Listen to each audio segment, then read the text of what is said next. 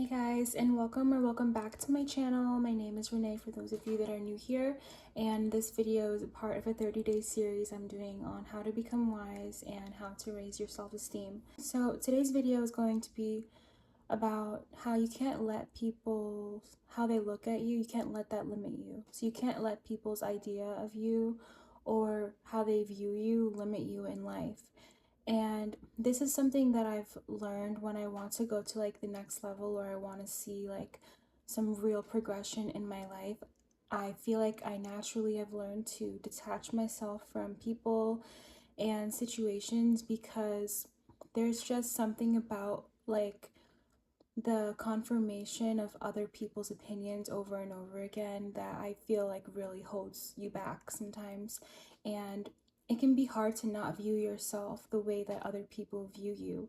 But when you're trying to move on, right, and you're trying to make progress, you're trying to accomplish a goal or get further in life, like in a way, you do have to become a different kind of person. You have to become a different version of yourself, right? Because you now have to become the person who does that thing, who has accomplished that goal, who has the skills that they need to accomplish that goal.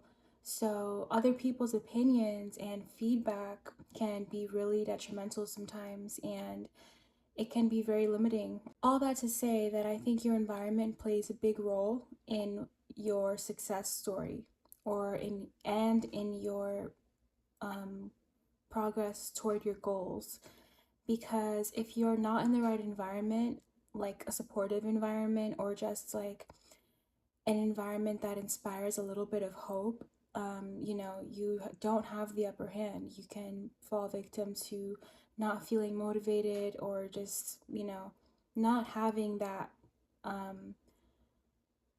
visionary kind of mindset about where you're going next. And that's something that I can attest to, like having and then losing at times and then having to regain that. And I feel like that's a big reason for why like the little successes that I've had so far in my life, I can attribute to having that kind of mindset. So take, for example, like you're in a toxic relationship, whether it's with a partner or even when you're a kid, like a parent or anyone, right? Anybody.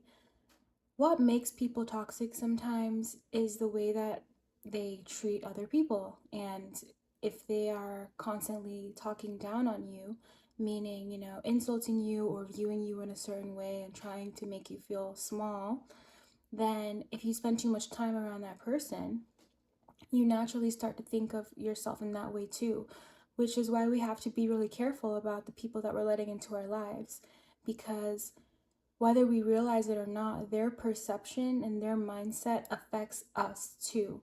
And even in a different scenario, say their opinions about general things, eventually, if you spend a lot of time around them, you start to adapt some of their beliefs. And I've seen this become true time and time again. So why would it be different in the case of how they view you? If someone tells you every single day you're this, you're that, guess what? Eventually you're going to believe that you are those things. And sometimes it doesn't have to be a super negative example. It can just be, something that's not compatible with the person that you want to become. If you want to make a positive change, sometimes, you have to change certain aspects about yourself, or you have to start behaving differently because you want to move on, you want to get better in life, and you can't if you're always staying in the same place and always thinking the same way, most importantly, because the biggest thing that you're going to have to change is the way that you think when you want to accomplish a goal, or when you have ambitions.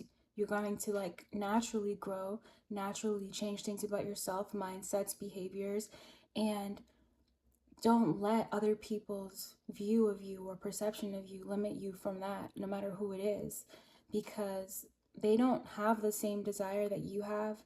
They don't have the same reason behind going after that thing that you have. Only you know your full story, and only you know that initial drive that you had to go after that thing, and you probably had a reason.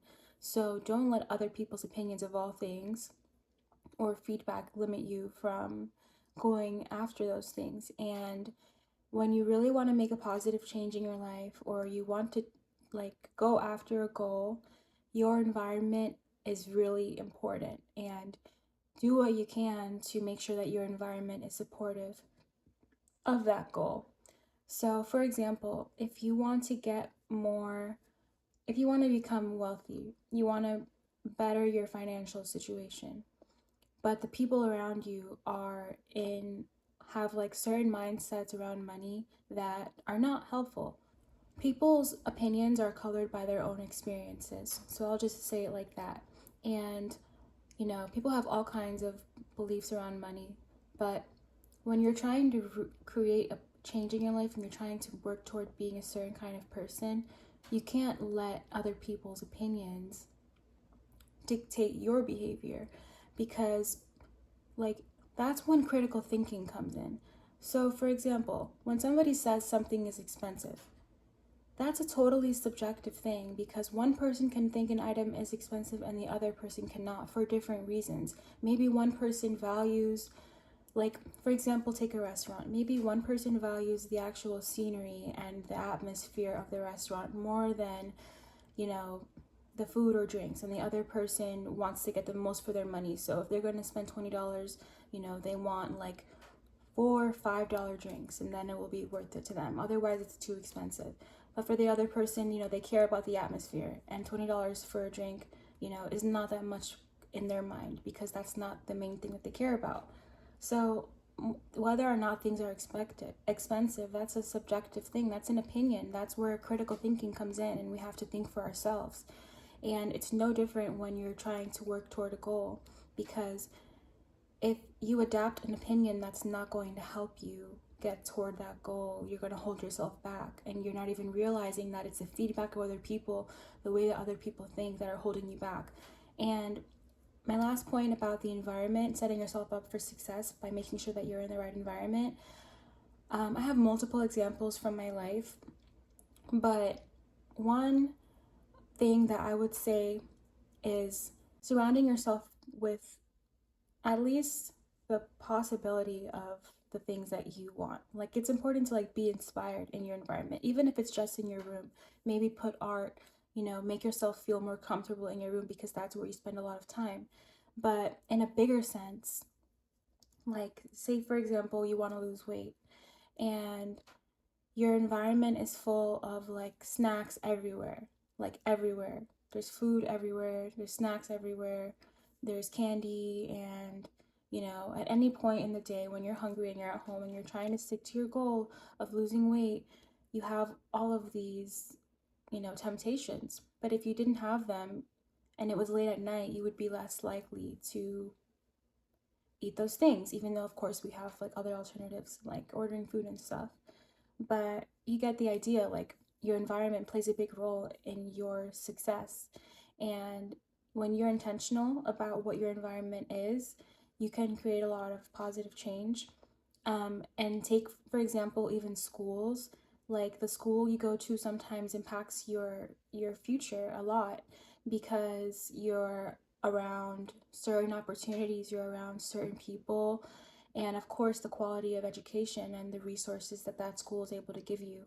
So even if you're starting from not an advantage, right? Like even if you're starting from a place of lesser privilege, at least in the country that I live in, like education is a good way to get yourself in a higher like societal standing. Like that's something that you can do to get yourself more steady, is to pursue an education, because then you will have more opportunities available to you, and you'll never, education can never be taken away once you have it. And it's fun to learn, and it builds your confidence. And there's some things you learn in school that are outside of the academia. There are other things that you learn in school that can help you in society. So your environment plays a big role in your progress toward your goals and toward the person that you want to be, toward the life that you're creating. And likewise, the people that you surround yourself with and their opinions of you and their feedback to you. And unfortunately, we can't always trust people's opinions and feedback, but it's not only that, it's that you have to be aware of what it is. Even people who are very successful, very, beautiful, have everything, have to deal with people's comments about them.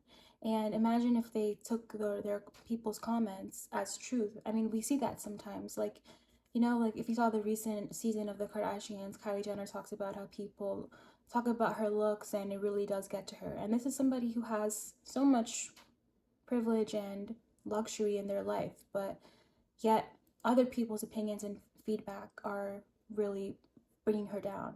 And that says it all right there.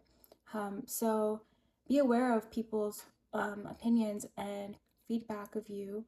And when you are really like in grind mode, like you're trying to make something happen, be really careful about the people that you have around you, because their opinion of you will influence your opinion of yourself. Same way that when you're in a relationship, how that person treats you will impact your self esteem. If they're not treating you the way that you want and you continue to stay with them, your self esteem will become lower because you're accepting harsh treatment, meaning on the inside you think that you deserve that.